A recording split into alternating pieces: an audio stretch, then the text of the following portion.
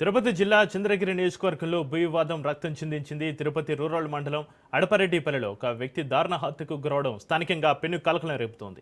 ఒకే గ్రామానికి చెందిన అమర్నాథ్ రెడ్డి, రాహుల్ రెడ్డి మధ్య కొంతకాలంగా భూమి విషయంలో గొడవలు నడుస్తున్నాయి. ఈ క్రమంలోనే పగ పెంచుకున్న భూమి రాహుల్ రెడ్డి అమర్నాథ్ రెడ్డి గొంతు కోసి కిరాతకంగా హత్య చేశాడు.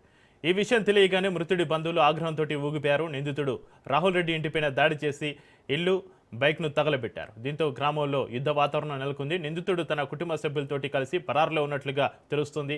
ఘటనపైన సమాచారం అందుకున్న ఎంఆర్పల్లి పోలీసులు తక్షణమే అక్కడికి చేరుకుని పరిస్థితిని అదుపులోకి తెచ్చారు. క్లూస్ టీం సాయంతో ఆధారాలు సేకరిస్తున్నారు. నిందితుడి కోసం ప్రత్యేక బృందాలతోటి గాలింపు చేపట్టినట్లుగా పోలీసులు తెలిపారు.